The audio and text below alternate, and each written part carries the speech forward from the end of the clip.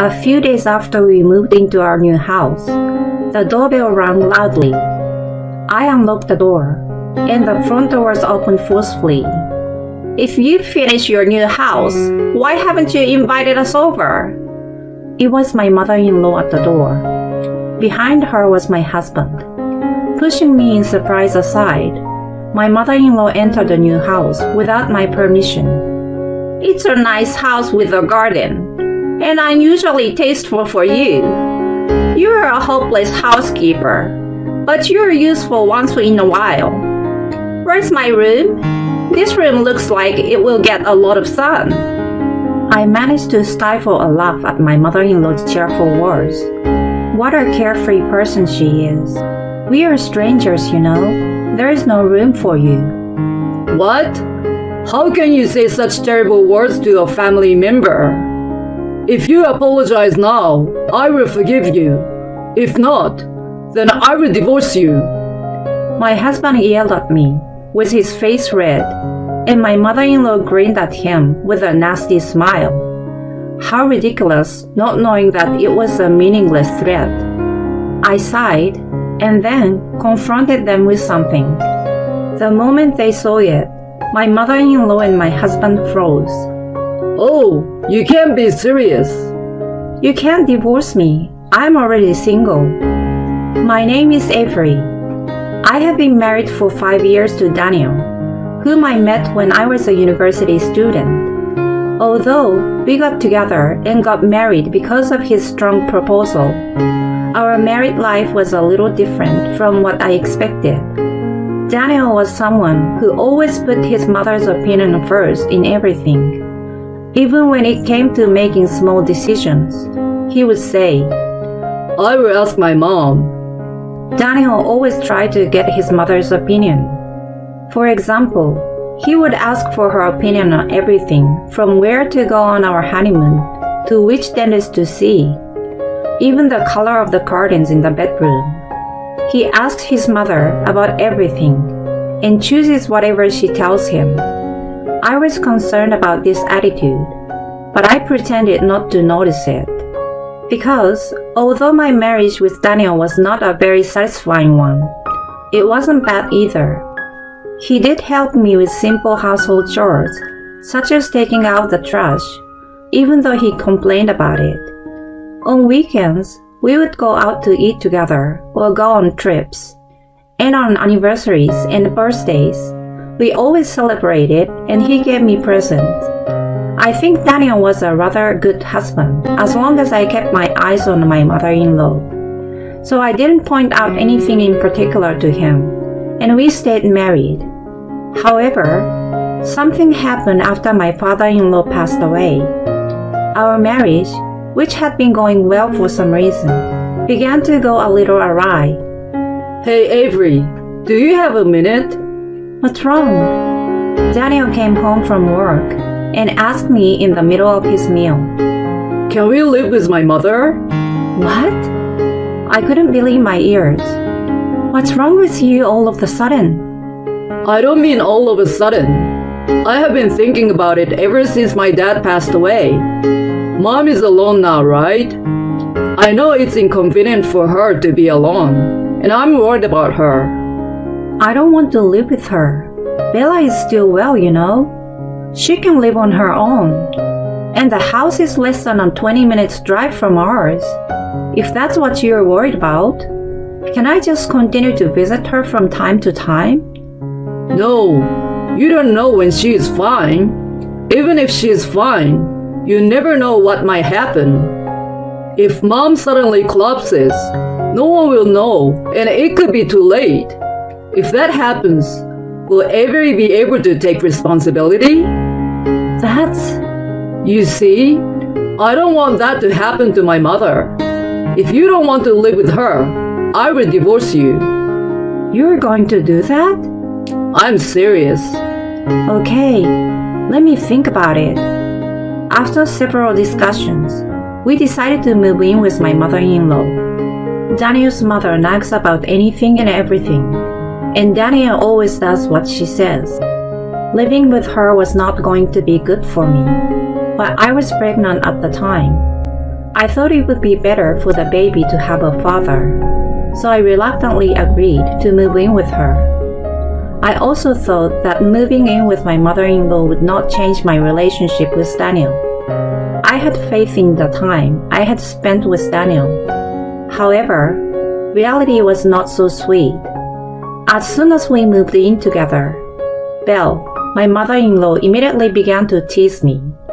Instead of taking care of me when I was pregnant, she threw all the housework away and spent every day from morning to evening playing with her friends in the neighborhood. When she came back home, she would look for something wrong with my housework. When I'm not in good health, cleaning and cooking become simple things. I tried my best to explain that my mother-in-law must have experienced this before and would understand. This is why young people are no good these days. When I was young, I did my best even when I was sick. What's with all the cleaning? You are leaving water stains all over the place. Even the laundry is not well ironed. You also need to make at least 3 side dishes for meals. Are you going to start me and my sweet boy? She would rattle on about these things and would not listen to me. Often there were days when I had to redo household chores even when I was feeling sick. I could not stand it any longer and complained to Daniel, but he always took my mother-in-law's side. Sure, there are some things Mom says that are mean, but it's your fault for not doing your chores properly, isn't it? Don't blame my mom. But there are days when it's really hard to even stand up. It's tough being expected to do everything perfectly on a day like that. But my mom did it when she was younger, when she was pregnant with me. So there's no reason why you can't do it. It's your own fault if you can't. Health varies from person to person, and your mother is out of the house all day and night playing around. This apartment was ours to begin with, and she doesn't even pay any of the bills here. I need you to ask her to help me out with the housework until I feel a little better. You know, you're the one who agreed to move in with my mother. If you have a problem with her, then we can get a divorce. I think he's feeling very secure that I will never divorce him. I also sighed at Daniel's smirk and disgusted smile. He wasn't the kind of person to say this before we moved in together. To be honest, Daniel's attitude, combined with my mother-in-law and my health problems, had begun to wear me down in my marriage. Then one day, as usual, my mother-in-law went out to play with her friends, and I was alone in the empty house doing the chores. I was feeling better than usual, so I did the chore more carefully. And just as I was thinking that today would be perfect, my mother-in-law came home and screamed, "Belle, what's wrong?" "Everything is wrong. My clothes are a mess." "What?" "But I washed them like usual."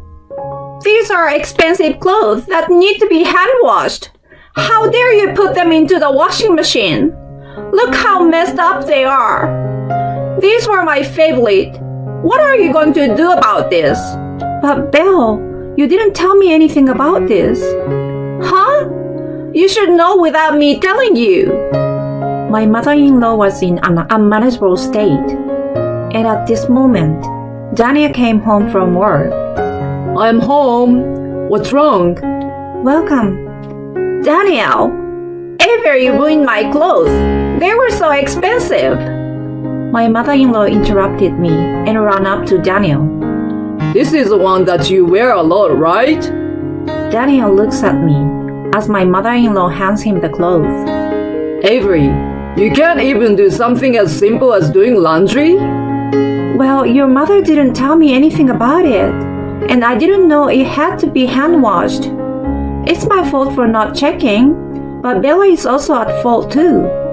"It's my fault?" I've been willing to tolerate your attitude. But if you're going to say that's about my mom, I'm divorcing you. I don't want a wife who can't even do housework. Get out of here. Daniel then pulled out a piece of paper from his bag There were divorce papers that had Daniel's section filled out. He slammed it down on the dining room table and smiled at me, as if he was amused. You should think about fixing that attitude of yours in the future. Then Daniel takes his mother and tries to leave the house. Hey, where are you going? We're gonna go eat out. I can't let my mom eat that cold, nasty food, and I don't want to eat that either. He says this and leaves. My mother-in-law, following behind him, glanced back at me. She had a victorious look on her face. I had been holding back for a long time, thinking it was for the sake of my baby. But when I remember my mother-in-law's triumphant look and Daniel making fun of me, I feel uncontrollable anger and sadness. Although Daniel was a person who always put his mother first, he was never a person who would make fun of me. How could this have happened? I just stared at the divorce papers that were left behind, helpless to do anything about it. At that moment, my smartphone, which I had left in my pocket, vibrated. I checked it and saw that it was my mother calling me. Hi, Avery. How are you doing? Hi, Mom. It's been a while. You haven't been in touch with me lately, and your father and I are worried about you. I'm sorry I've been busy, but I'm well. If that's the case, then all right. I felt a pain in my chest when I heard my mother's cheerful voice, which I hadn't heard in a long time. I found myself with tears spilling from my eyes. Mom. Avery, what's wrong? What happened? I heard my mother's confused voice as the tears I couldn't hold back anymore began to flow. I was at my limit. The emotions I had managed to suppress were finally getting unleashed. I told my mother everything that had happened. Once I told her, she got even more upset than me.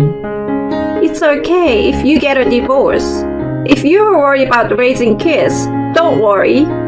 Your father and I will support you. We've already raised a child once. And look how well we raised you. Leave it to us. My mother said in a playful manner. I guess she was trying not to make me feel guilty about relying on them. And also, this is very good timing. What? Your father and I are thinking of building a new house. I called today to tell you about it. The unexpected words made it difficult for me to understand what she just said. My mother happily told me the details of the house she was planning to build. They are going to build a 2-story property with a garden.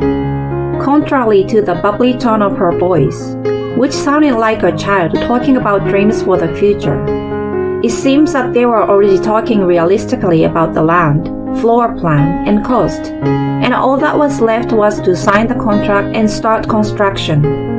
Do you want to live with us, Avery?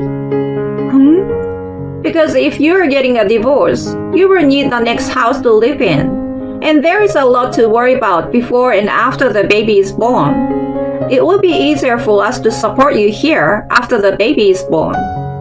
My mother's offer felt like it was out of pity, and I felt ashamed to be dependent on my parents at my age, but I was grateful.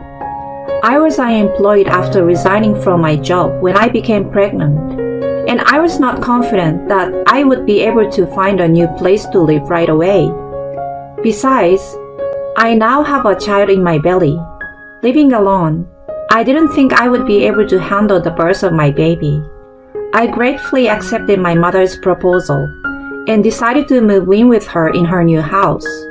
However, I couldn't shake the feeling of being sorry, so I decided to put a down payment on the house from the money I had worked and saved before I got pregnant, so that we could buy it together. Then, for the next few months, I proceeded with the divorce proceedings without Daniel and my mother-in-law finding out. Once I decided to get a divorce, I felt so much relief. I don't care what anyone says. My mother-in-law began to speak to me more harshly and selfishly than ever before. Instead of stopping her, Daniel still took advantage of me and looked down on me. He treats me like a servant. The little bit of unresolved feelings and affection I had for Daniel disappeared completely in the past few months. While Daniel and my mother-in-law were living together, I stayed at my parents' house and I prepared to move out of the house. I enjoyed discussing with my parents the new furniture for the new house and baby items for my newborn child. My mother-in-law wasn't there to laugh at me for having no taste in furniture or put expensive things in my shopping cart that I didn't need without my permission. I had forgotten for a while how much fun stress-free shopping could be. I was so excited about my new life. When the construction of our new house was finished and we were finally ready to move in, I filed for divorce at the city office. Daniel had left the divorce papers on the table the day we had the dispute over my mother-in-law's clothes. I retrieved it after they left and kept it in a safe place. I thought I might be able to use it for something. At first, I thought we would divorce after a proper discussion, since we used to be a reasonably successful couple, even though we are in this situation now. However, I decided to leave without saying anything because of the way my mother-in-law happily and recklessly mistreated me every day, and Daniel's attitude of not listening to me, not defending me, and repeating the words divorce to me.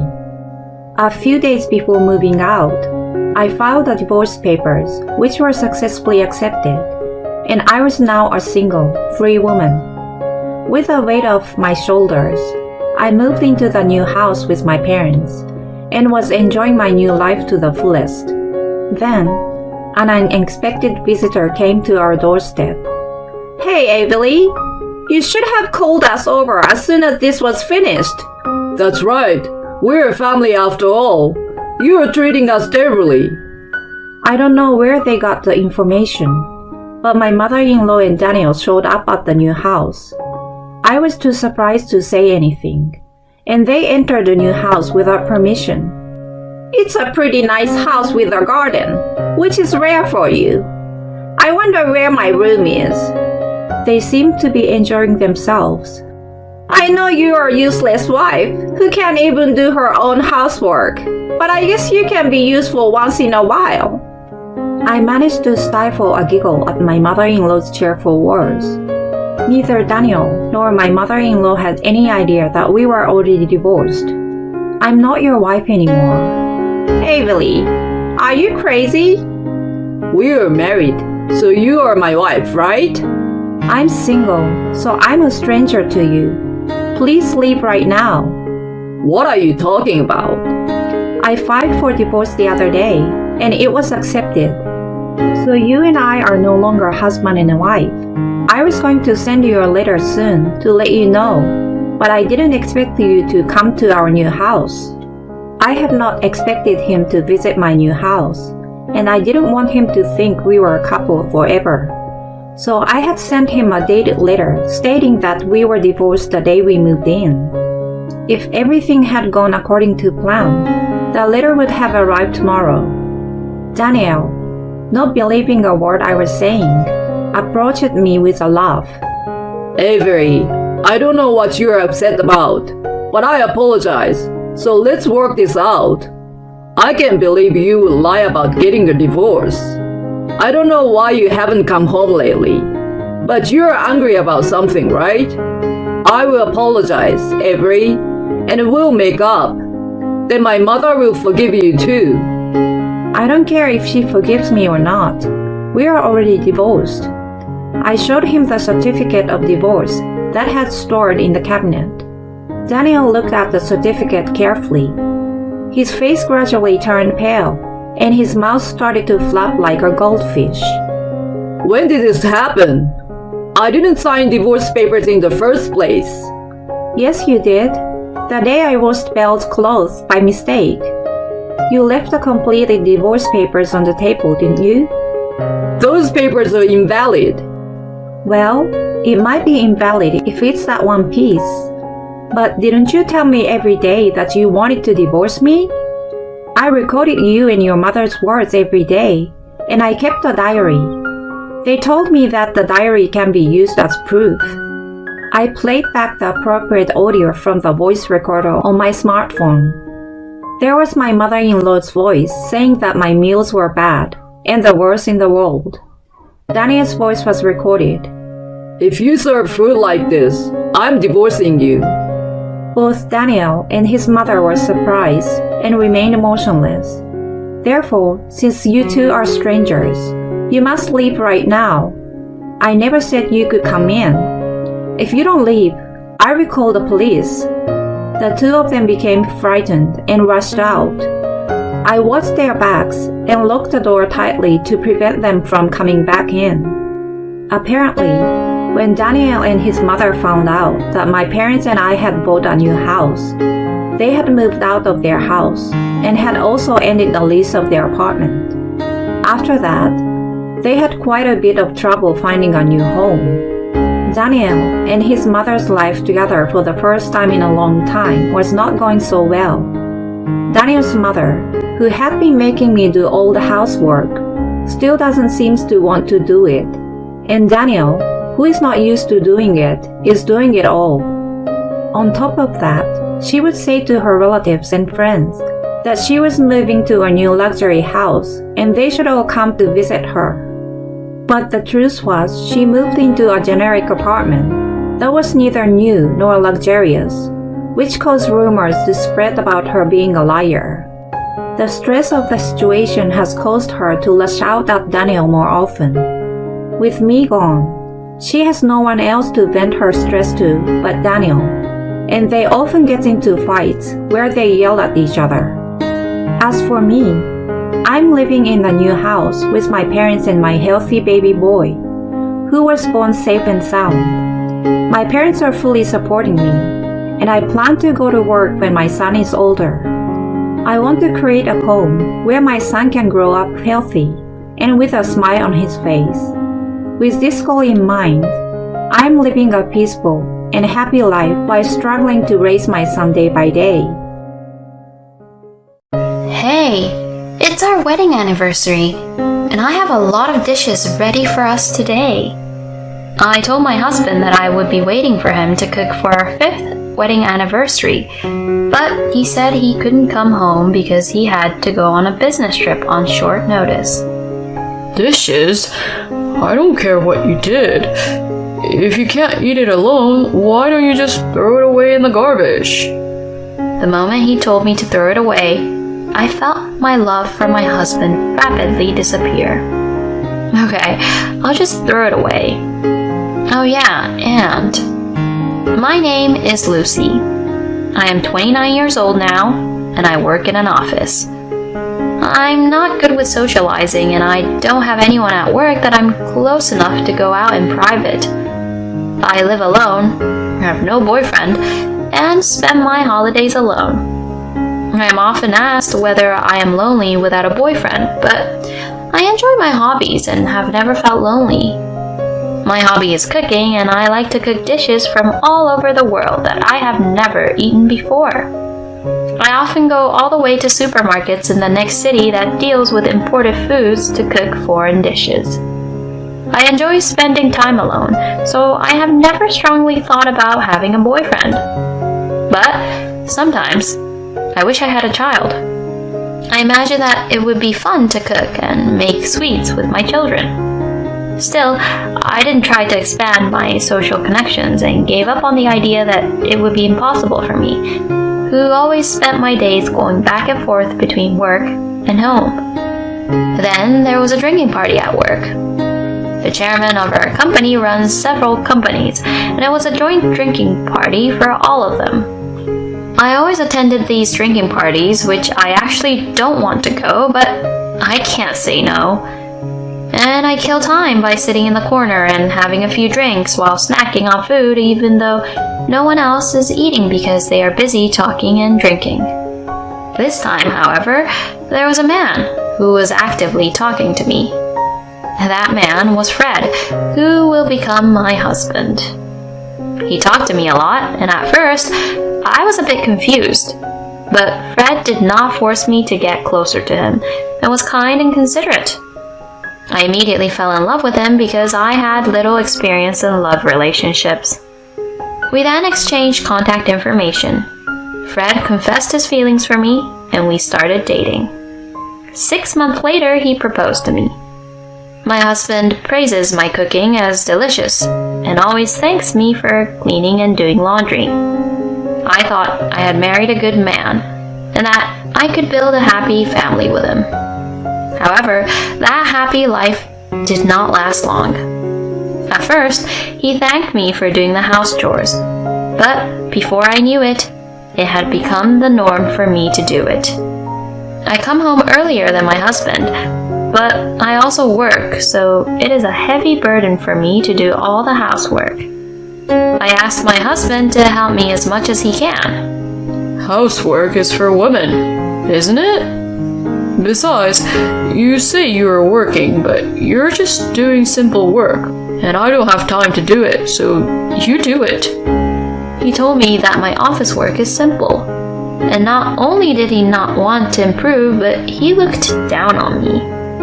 I was never good at talking back, so I couldn't argue and just accepted what my husband said. I was forced to do all the housework, so I did all the cleaning around the house, but there was one place I couldn't touch. That was the shelf for my husband. My husband is not good at cooking and organizing, and his shelves are always a mess. Since he can no longer fit things on the shelf, papers and things are piled up on the shelves. This pile of papers collapses once a week. I tried to clean this up once when I told my husband to do something about this. Don't touch it without my permission. There's stuff from work, so leave it as it is. Then you should tidy up. I might throw them away by mistake. Then you will be at fault. Don't do anything you don't need to do. My husband forbade me from even touching it, so I couldn't put it away. So I just kept putting the papers back when they collapsed. I hated that he took it for granted that I would do the housework, but what made me the saddest was that we rarely ate dinner together anymore. When we were first married, he would call me as soon as he knew he would have dinner outside with his colleagues, but now he won't tell me unless I ask him. Even when we were able to eat together, my husband looks at his phone and eats in silence. I have asked him to stop, but he won't let go of his phone and keeps saying he is checking on his work. Even though these things were going on, I didn't want to divorce him. I grew up in the countryside, and it was natural for me to stay with my husband until the end of our lives, so I had never thought of divorce. After 5 years of marriage, when I had become accustomed to my husband's arrogance, a piece of paper fell out of the stack of papers on the shelf. It was a credit card statement. Normally, I would have put it back on the shelf, but I was a little curious and looked through it.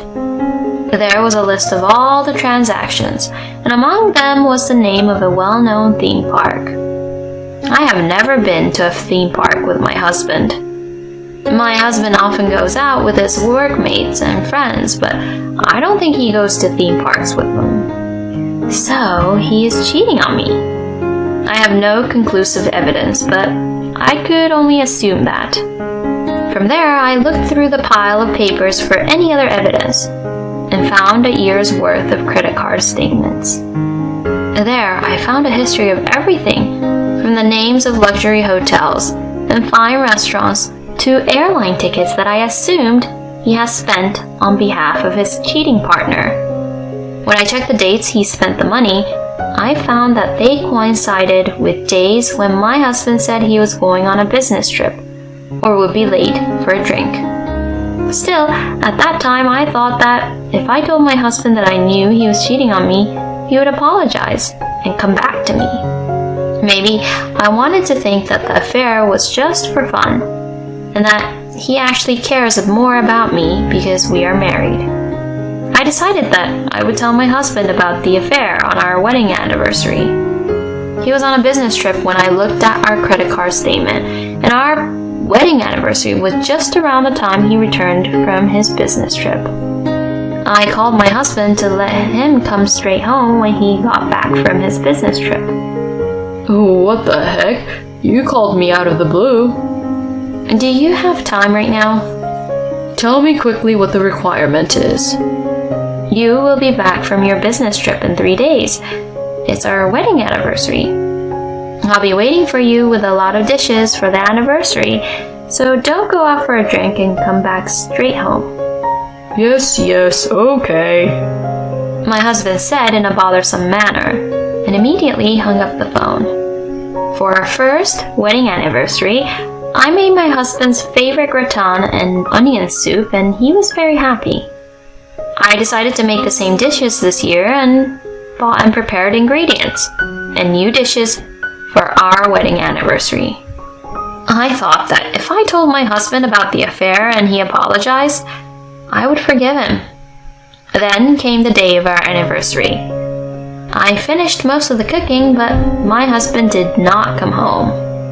I called him, but he did not answer the phone, so I was worried that he might have been in an accident. After the 5th call, my husband finally answered. Where are you? I'm at the airport. Why do you ask? Huh? Didn't I tell you? Because I'm about to go on another business trip. You didn't tell me anything about that. It can't be helped. It's work. Do you have a job that requires you to go on business trips that often? You don't know anything about my job, so don't talk nonsense. Anyway, it is time to go. Hey, we're celebrating our wedding anniversary today, and I've prepared the food. I don't care about that. If you can't eat it alone, why don't you just throw it away in the garbage? The moment he told me to throw it away, I felt the remained love for my husband fading. I was the one who was waiting for him to come home a while ago, but now I even feel disgusted. Okay, I'll throw it away. Oh, yes, your room is getting much dirtier, so I'll just clean it up. Suit yourself. I'm running out of time, so I'm hanging up. The phone hangs up and I immediately start cleaning. I put the papers piled on top of the shelf of my husband that I was told not to touch into garbage bags, and I'm going to put them in the bulky trash tomorrow. The shelf I was not allowed to tidy up is now clear and organized. They say that cleaning makes you feel better and relieves stress, and they are so true. The resentment that had been building up for a few years was lifted. Now that I was refreshed, I decided to serve the food I had prepared and have dinner. Usually when my husband did not come home or when he was home, it was a lonely dinner with no conversation. But today, I was able to enjoy my meal. I savored each dish with the wine that went with it, just as I did when I lived alone. I made enough for 2 people, so what I couldn't finish, I will eat tomorrow. It was exciting and fun to think about what kind of meal I will cook next time. I went to bed early that day because I had a lot of things to do tomorrow. 3 days later, I received a call from my husband. He was coming back from a business trip and asked me to pick him up. Normally, I would be too lazy to pick him up, but on this particular day, I was happy to do so. When I arrived at the airport, my husband was curt and unappreciative as usual. Welcome back. You always travel by train, so why did you fly this time? It was a business trip to a distant place. Just think about it for a minute and you'll understand. Do you remember I told you I'd clean up your room when I called you? Did I say that? Yeah, so I cleaned up all your stuff. What have you done? You told me to do it on my own, so what is the problem?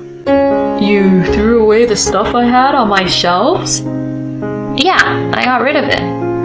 I told you not to touch it without my permission. That's why I asked you, and you said yes. My husband's face turned pale and he panicked.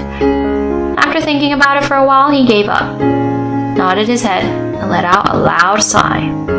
This is why I hate stupid women. I told you not to touch that all that time, but you If there's a loss because of this, it's your fault.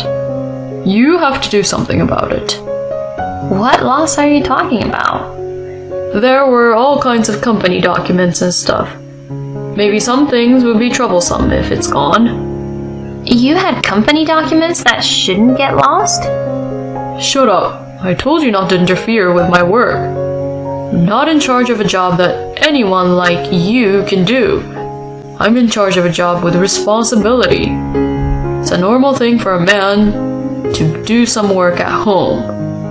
I was driving along, grinning inside as I listened to my husband. After about 20 minutes of driving, my husband finally noticed. Hey, this isn't the direction of home. Where are you going? I have someone I'm supposed to meet and I'm almost there. It was already near my husband's office when he realized the destination was not home. We arrived at our destination and I pulled into the parking lot and contacted someone on my phone. My husband must have thought he had nothing to do with it. He looked at his phone with a blank expression on his face. Mrs. Smith, my husband's boss, came to the parking lot. Thanks for your help, and I'm sorry to bother you. No, thank you for your cooperation as well. What do you want with Mrs. Smith? Mrs. Smith is a woman in her 30s, and she is the head of my husband's department. My husband doesn't like the fact that a woman not much older than him is the department head, and he often complained about Mrs. Smith at home. I heard that you were on a business trip. My husband seemed to be shocked and his eyes were shaking. It's strange, isn't it? You're on paid leave. I think I made a mistake in telling my wife. My husband was trying to cover it up with a goofy smile, even though he couldn't get away with it. Actually, Jenny from accounting also took paid leave on the exact same day.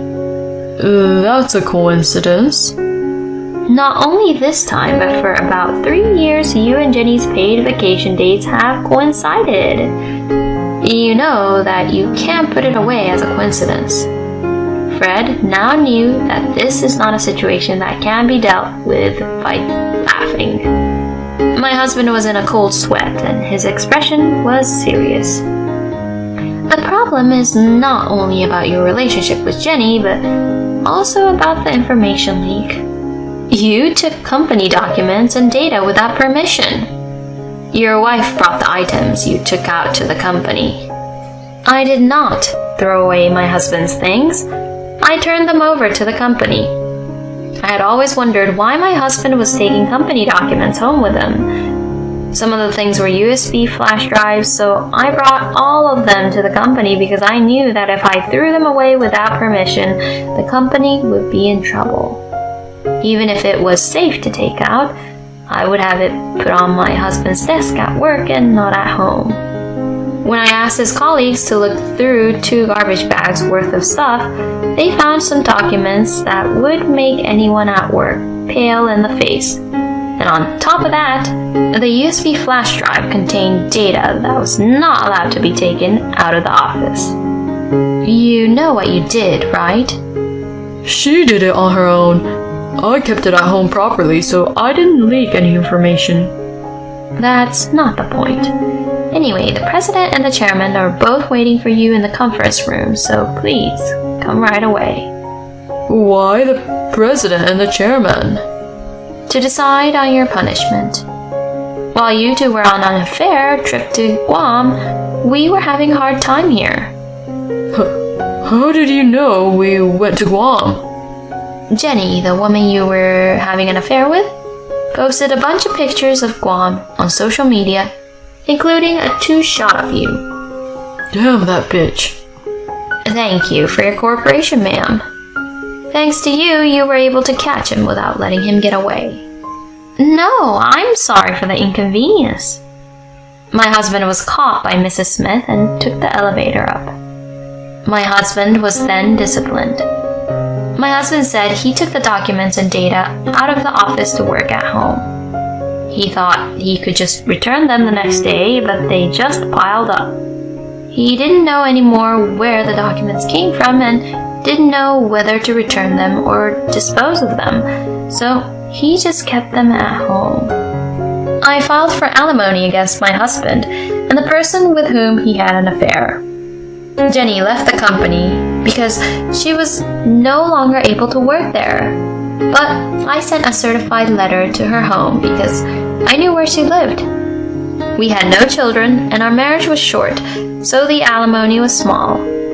However, Fred was not Jenny's only partner. She was also having an affair with a married man who was a business partner, who had a child and had been married for a long time.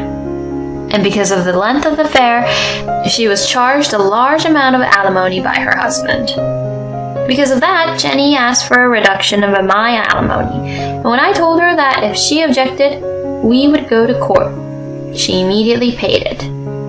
My husband tried to come back to me after he left me for his unfaithful partner, but I refused. I was getting ready to pack up my own stuff and leave. I wouldn't allow you to leave without my permission. He yelled at me and was very noisy, but I ignored him and proceeded with my preparations. When I finished packing my belongings and went out the door, my husband blocked the entrance. You're the cause why I was fired and I have no money. But you dare leave me? Why are you so heartless? You deserved everything from getting fired to being penniless. What are you saying now when you hate me enough to take a trip to Guam for our wedding anniversary with an adulterer? Can't you just let me go? If you don't let me go, I'll call the police. My husband reluctantly got out of the way. My husband was swearing until I got into the car. It was hilarious because my husband's swearing, which used to scare me, now sounded like a sore loser.